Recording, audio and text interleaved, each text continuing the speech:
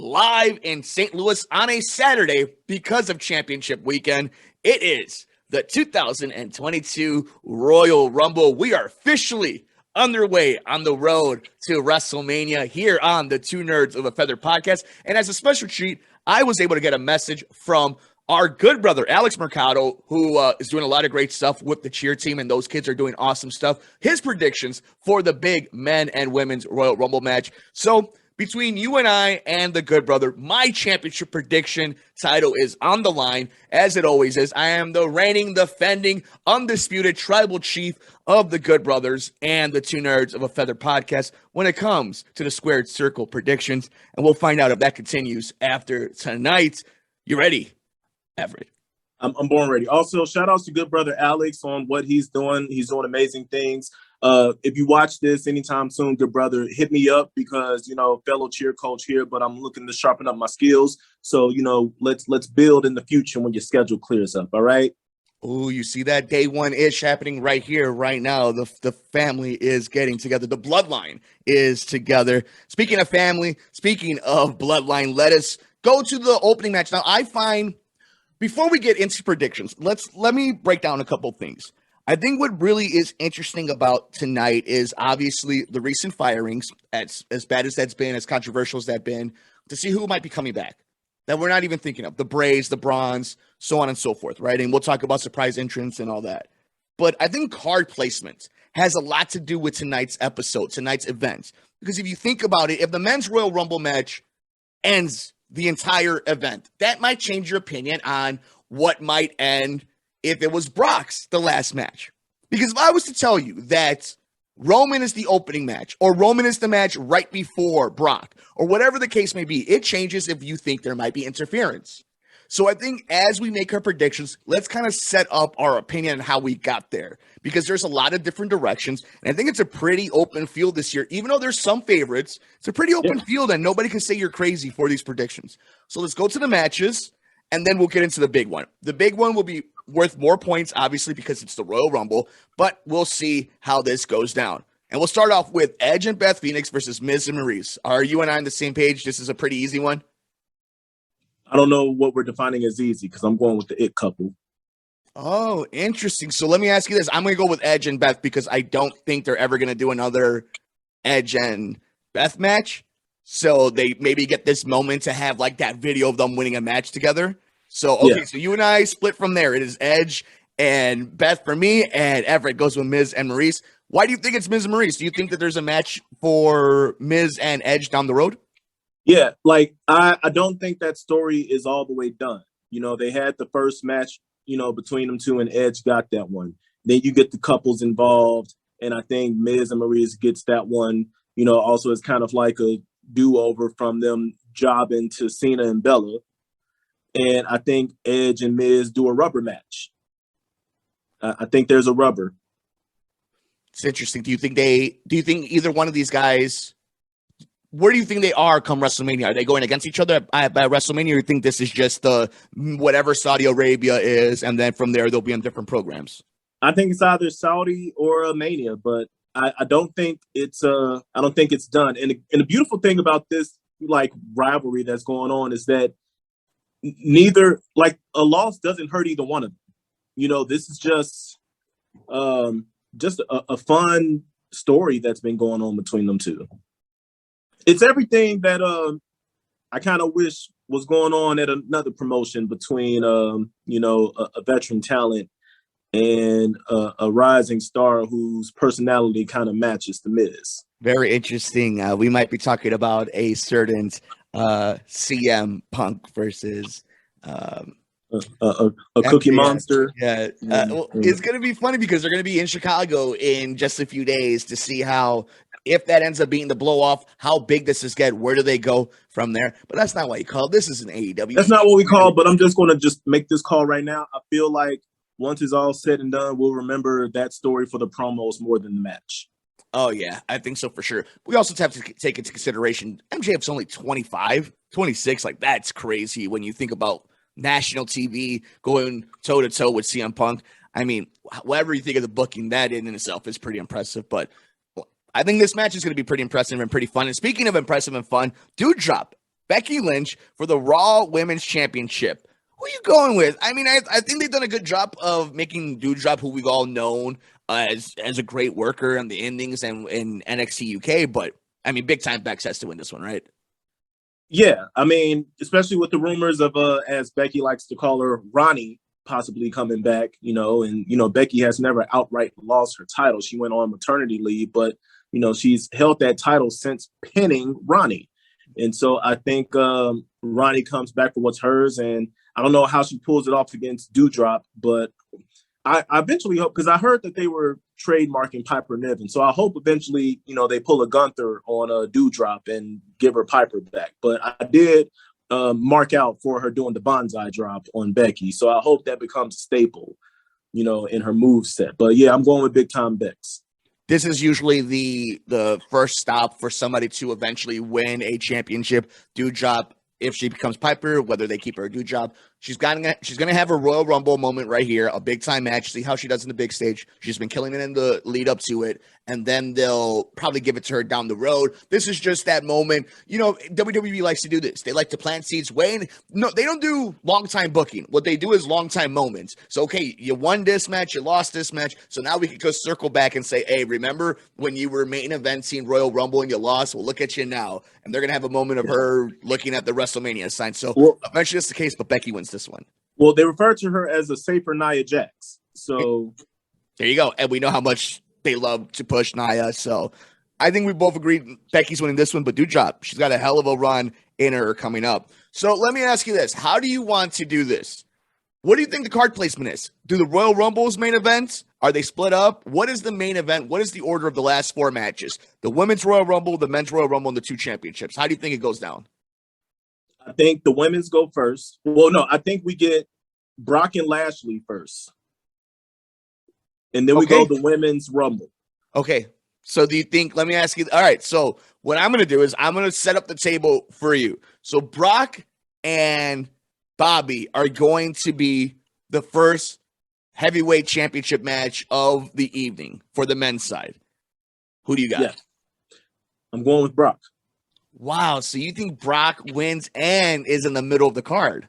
Yes. And when we get to Roman and Seth, I will explain why I'm going with where I'm going with it. Okay. So in the women's Royal Rumble match, who do you got?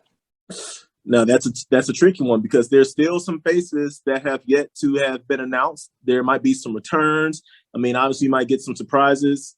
Also, like, there's going to come a future episode where I'm going to come in defense of the Divas era. All right, because people like to poo-poo on the Divas era, but like, we'll save it for another day. I'm gonna see my heart tells me to go with Bianca Belair, but I'm gonna just kind of go I'm gonna go like from left field with this one. I'm going with Asuka.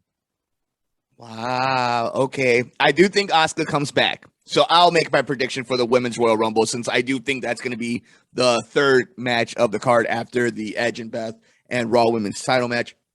I think Asuka comes back. I'm interested and I'm really rooting for Bayley to come back because I think Bayley versus Charlotte would be an awesome WrestleMania match. And I think that's a natural way to get us there is to have her eliminate Charlotte and to eventually get all the way to the very end. I don't think Bianca needs a Royal Rumble win to go against Becky.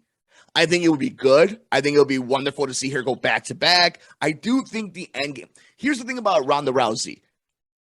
Does she need to win the Royal Rumble? It's a great moment. I think that's, again, we talk about moments. If you're looking for that gift to have, right, on social media, that clip to play on social reels, it's Ronda coming out, and then the next one is Ronda eliminating Bianca, and then her pointing at the sign. So actually, I want to take my pick back. Please. I think Charlotte wins it. Interesting. And what do you think she does? I think she might have an idea of who she wants to choose, but then a swerve happens. And it's going to be a returning star. That's fascinating. So whether it's Asuka or Bayley, maybe even Lacey Evans, It could be Lacey. Or Alexa Bliss. I do think Alexa's in it. Last time we saw Alexa, she lost to Charlotte. Yes. So I do think Lacey will be there. I do think Alexa will be in it. It's going to be cool to see Mickie James in it, obviously. Yeah, I think Bianca, story-wise, it makes sense because she needs to get to Becky. But Ronda has a claim at Becky. And if that's the case, maybe you could do a triple threat. If you wanted to main event a WrestleMania, and however much you trust them, Becky versus Bianca versus Ronda at WrestleMania night 1 to end the show, I think it's a really high probability. I think Bianca is the one I want to win, but I'm going to go with Ronda. I think Ronda returns and Ronda wins. Fair enough. So we'll see. So now, okay, what do you think is the main event of the night then? Is it the men's Royal Rumble or the Universal? I'm going with the men's Royal Rumble. Okay, so who wins the Universal Championship between Roman Reigns and Seth Rollins? Seth Rollins. Wow. So you think? Okay, let me explain to you why. I'm not going to give my pick out just yet, but you can probably see where I'm leaning. Why go through this entire run just for Seth Rollins to be the one that ends the 500 and something days? I don't like to answer questions with a question, but why not Seth? If there was anyone, who's up there as kind of like an alpha dog who the E, is behind and pushes to the moon, who's in his prime and who's just as good of a worker and can look good as a champion, I think it will be Seth. I don't think it's going to be a clean win, though. Okay, so this is where it gets fascinating because if it's true that Big E is a SmackDown superstar now, right? Is that confirmed? Is that canon? Like I didn't watch SmackDown. Yeah, he said he's on the blue. So if he's in the blue brand and Seth then all of a sudden wins the blue title, and that's what they've been leaning towards for the last 6 months until COVID happened, and Brock all of a sudden won the World Heavyweight Championship from Raw. I can see Seth winning it. I guess it's just been hard for me to really grasp them just giving that win to somebody. But then I think it's also us, for some reason, as fans, thinking that Vince and the WWE care about, like, who we're going to give this win to. We're going to save it for Finn Balor, or we're going to save it for Austin Theory. It's like, no, you're right. They used to give Edge and Randy Orton and John Cena and Batista pins over each other all the time. And even if there was long runs, either way, Brock or Seth or Edge, it was going to be a big superstar who's going to pin him. So what's the difference? I guess the difference is WrestleMania, but maybe the thinking is in wrestling, I hope nowadays is, well, there's no guarantees we get to WrestleMania. Let's do it now. So I can see. Well, here's my thinking, and this is where I'm going to go with when we, call the winner of the Rumble. I think Seth wins, and like I said, I don't think he wins clean. I think, Usos are barred from the ringside, but I think we still, like, that story's not done with Heyman and Roman and Brock, all right? I don't want to, because, all right, I'll just save where I'm going to go with this, and it'll make sense when we make the call for the Rumble.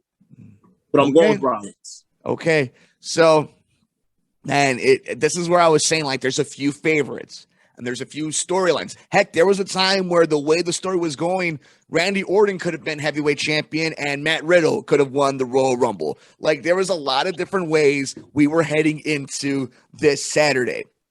These are some scenarios that I think, but I'm going to give you my official pick. I could totally see now Seth Rollins beating Roman and Big E winning the Royal Rumble. Big E versus Seth in the blue brand, and Brock versus Roman in the red brand. But what I think is more likely to happen, this is tough. I think Roman wins. He goes through one more of the mountains. One last thing he has to do. You can't have Seth Rollins have this over him forever. You got to take that away from him. You give it to Roman. I think Brock gets screwed. Bobby Lashley wins the WWE Championship, and we lead into the Men's Royal Rumble, which this is where it gets fascinating. Okay. So I got Brock, I got Bobby, and I got Roman winning. So the men's Royal Rumble match, let me tell you where I'm coming from now. Big E can win this and challenge Bobby Lashley because he never officially lost the title, right? But that's an out in itself. You never pinned me. I have never been in a decision for you to be champion, right? But more than likely, Brock getting screwed comes back. What's his in on going against Roman? Unless he wins the Royal Rumble, what's his in against the Tribal Chief? This is where I'm saying card placement matters because the storyline needs to project that way. It needs to go that way. So in my scenario, yes, the Royal Rumble is the final match of the night, and Brock Lesnar wins it because he was screwed earlier on in the night in the championship match. I have Brock Lesnar winning the Royal Rumble. All right. I have Roman Reigns winning the Royal Rumble. So as you say that, I have a text message from the good brother, Alex, from his picks. He has Ronda as the winner for the Women's Royal Rumble. His dark horse is Bianca. You and I talked about that. Big E as his dark horse. But whoever loses the title tonight is going to win the Rumble. So he believes one of them will retain and one of them will lose, and that person will win the Rumble. So I'm going to give it to him. I'm going to give him because he made the prediction the loser of the title match is going to win the Rumble. So I think we're all on the same page. How did we get here? Was it really? Right, well, here's how I'm getting there. Yeah. All right. Yeah. So Roman loses to Seth, right? Seth is still a Raw star. He takes the Universal title to the Red Brand because Brock Lesnar is still considered a free agent. And when it's all said and done, the WWE Championship is still the WWE Championship. Number one. That's the top. All right. So I say Roman loses the Universal title. Obviously, he breaks Brock Lesnar being the longest reigning Universal Champion. That's already been done. Wins the Royal Rumble and wins the flagship title from Brock Lesnar at Mania, thus bringing it to the Smack.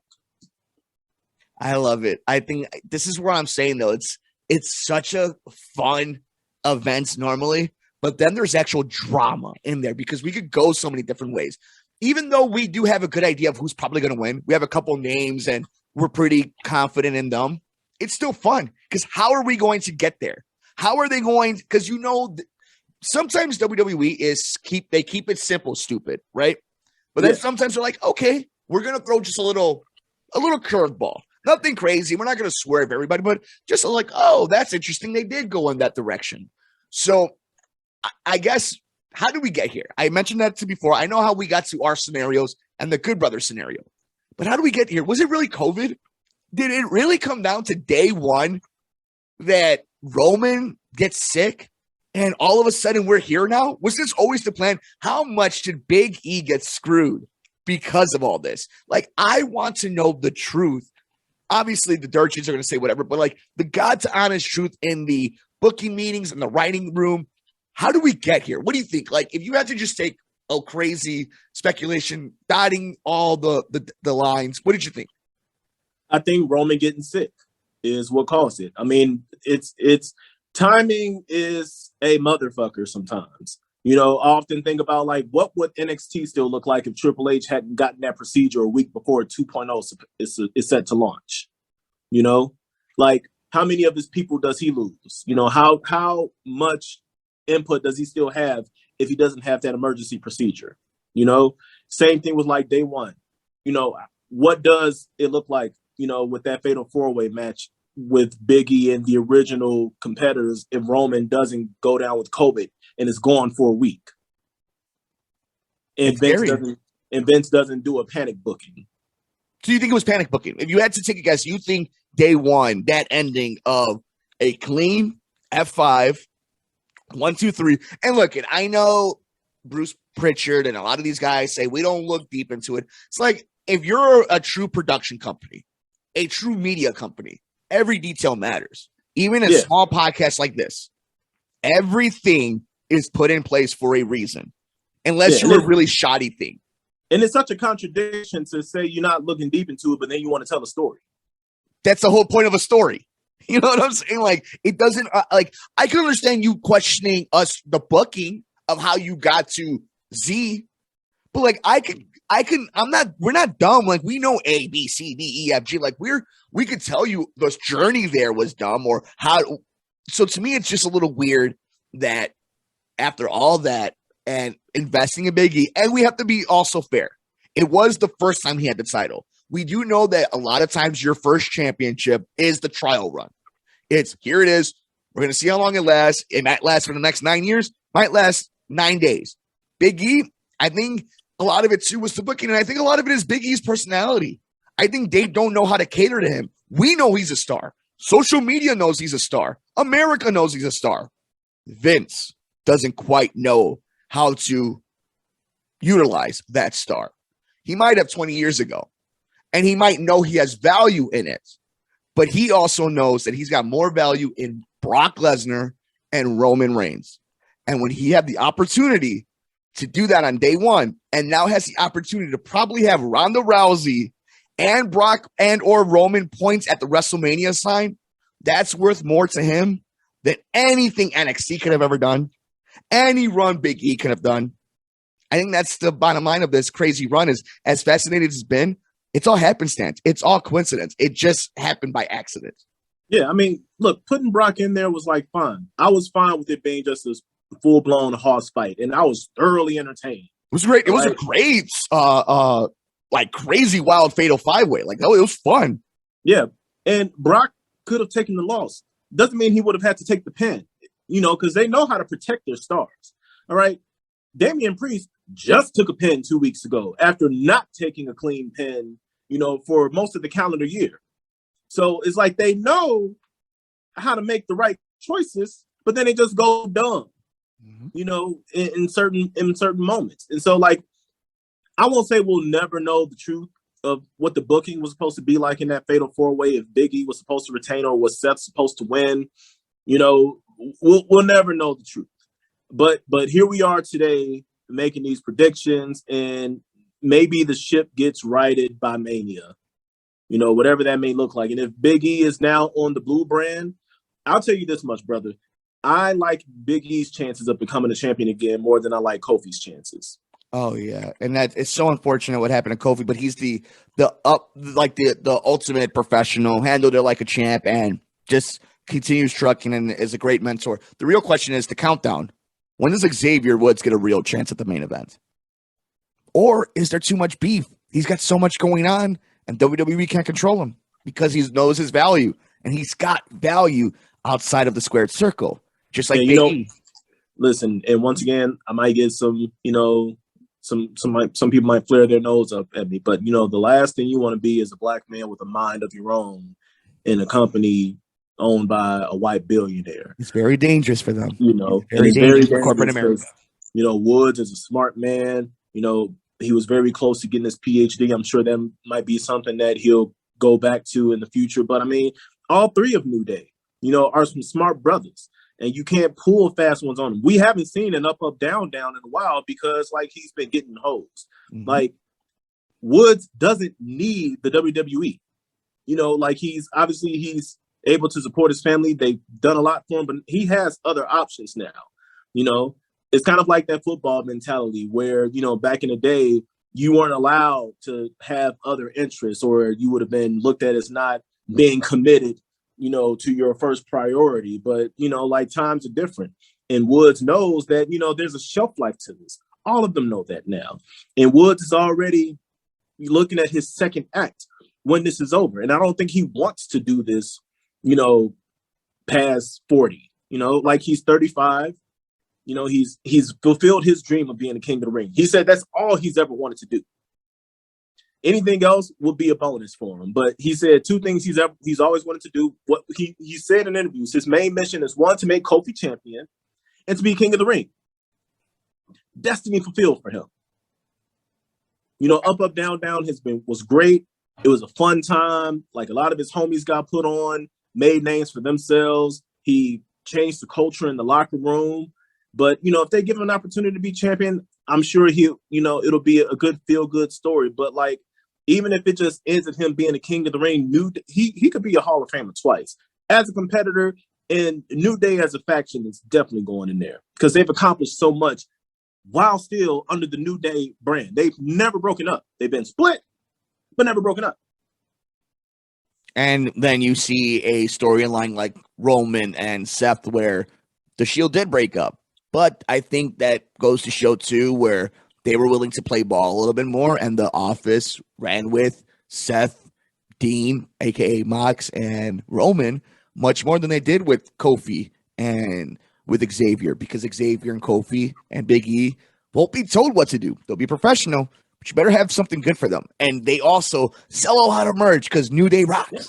So they're in a great position, and we're in a great position as fans, because even though the WWE is wild, we know that tonight is going to be a wonderful night, because the Royal Rumble always is. Unless for some reason they screw Daniel Bryan again, even though he's not in the company, they find a way to bring him back and screw him again, then all of a sudden we'll have another riot like we did in Philadelphia. But I think it should be fine over in St. Louis. Speaking of St. Louis, wait for that Randy Orton pop in that freaking arena. They are going to go crazy for Arcade Bro. But Everitt, it is awesome to be back here on the Two Nerds of a Feather podcast in 2022. In the earlier edition of this podcast, something that's going to be going on Sports from the Couch, a conversation about the Chicago Bears, Tom Brady, the NFL, a bunch of other fun stuff. And then for all you wrestling fans that stayed with us or just checking us out here, we do a lot of fun stuff here on the Two Nerds of a Feather podcast. If you're brand new to us, we talk sports on one edition. We'll talk mental health on another edition. We'll talk life. We'll talk about the industry. We like to make sure that the topics also are kind of evergreen. So if you're not a huge sports fan, there will be an episode that you might be interested in. So, and Everitt and I, we have a lot of interest, and we picked our profession for that. And we also do a lot of interesting stuff outside of our profession. So I think the Two Nerds of a Feather podcast highlights that. And we hope that any new listeners are able to enjoy that. And if they're new, we're going to support you, my brother. Yes, absolutely. We'll always support you. We welcome all fans. And as always, we don't think we're right about anything. We may not even be right about these predictions, but, we're just, more than anything, we want to walk away being entertained. All right. I know we've been given access to so much information now, and I think sometimes that might be a detriment, to how we watch, the product. But ultimately, I do want to be entertained, and I do feel better off not knowing sometimes. And before we get up out of here, I do want to say that I support wrestling and wrestlers more than a promotion. I'm not team WWE. I'm not team AEW. I'm team wrestlers. All right. And people that I like perform on multiple brands, and I support them. And with that said, hashtag Free Ali. All right. We're talking about Royal Rumble. Obviously we're still big fans of the promotion, but Free Ali. All right. Give that man a chance to do whatever it is that he needs to do. You don't release, half of your big time players already. Why are you, holding back on releasing him? So let him go. All right. So no, I'm not team WWE. It might be what I grew up on, but I will never support billionaires. I'm not going to stand a billionaire. Khan or McMahon. Yeah, I'm not going to stand a billionaire. I totally agree with you on that. I love the Vince McMahon character. There's no chance in hell. Yeah. But the business owner. And let me tell you something. Vince McMahon might see hell once this is all over with. All right. Yeah, he's our devil. Fully admitted, just like Roger Goodell is our devil. Yeah, just like Jeff Bezos is our devil, The devil we know. Yeah, but with that, thank you so much for bringing that about Ali. You know that my family, especially my in-laws side of the family, policing and police officers, good police officers that have interest and do other things for the community. And Ali was one of these guys that found another passion and found another road and has a message. And you can see he's creative with it. And it's not just about wrestling. It's about real stuff. And if that's not for you, I get it. But don't pigeonhole him to it. And this was a guy that was one injury away from being in Kofi's position. And it sucks that the only way Kofi got in that position was because Ali got hurt. The fact that we can't live in a world or that company can't be creative enough for 2-3 months to try something new and go back to it and explore and exploit in the best of ways the talent and their ideas. We get into this position where a talent like that is not going to be in St. Louis, where there's going to be a lot of Chicago fandom there, where we could see a lot of his greatness. But I'm with you. It's not about a corporation. I don't root for the brand. The brand doesn't do anything for me. The brand is great. It's the platform. It's the artist. Marvel is great. but it's those writers, those directors, those actors that make those things come together. It's the fandom. And if you're not careful, you keep taking advantage of them, you're going to lose them. And we're seeing that in the ratings. But we won't see that this week because I promise you the number one tread on Saturday night will be the Royal Rumble. I got a text message from Good Brother. He's got Edge. He's got Becky. He's got Roman. He's got Bobby, which means he's got Brock Lesnar. Where can the people find you, my friend? You can find me on the IG at Bodie World Peace, no relation to Meta. I'm here at the station right now. My show is tonight during the Royal Rumble. I know where your priorities lie, but still, nonetheless, I'm on from 6 to midnight with 102.3 XLC, ranked 30 in the top 30 stations in Chicago. All right. Got to put that out there. Also, I'm on Sundays from 11 to 3 p.m. And that's where you can find me. And obviously, you can find me here chatting with my brother for Two Nerds of a Feather. It's been, a long time, and a lot has happened in between that hopefully we might catch up on. If not, we look forward to maybe future episodes where we could do callbacks because, no story is, nothing's new under the sun. All right. Whatever we've seen in the past will play it out again in the future. But one thing will still remain certain is that Justin Fields is the quarterback of the Chicago Bears. And for as long as that is a fact, you won't, you can't, and you shan't talk to us any kind of way. We're going to be so insufferable if Ryan Poles is good too. Imagine if Brian Flores was hired. Oh my, Afro-Latino. You know what? Now I'm angry again that they didn't hire Brian. Okay, you all are lucky that we got White Lovey. All right. You're right. Okay, fair enough. You can follow me on Twitter at Mike M Media and Instagram, Mike Mercado Media. I'm also on WCPT 8:20 a.m. every Sunday night, 9 p.m. to 10 p.m. on the Sports Cubicle. But throughout the week on the Sports Cubicle, Sports from the Couch, we do our interviews. We put it all together on Sunday for you to enjoy. We had 3 Olympians, one who won an Olympic medal this past 2 games ago, but we had him on the show this past week. We hope you guys enjoy it. It's going to be a fun time. I'm so glad to be back with Everitt. It's been a crazy time, but there's nobody I enjoy talking about nerdy stuff than my brother from the Two Nerds of a Feather podcast. For the one and only Bodie, Everitt O'Neill, I'm your host, Mike Mercado. Thank you so much. We will see you next time on the Two Nerds of a Feather podcast.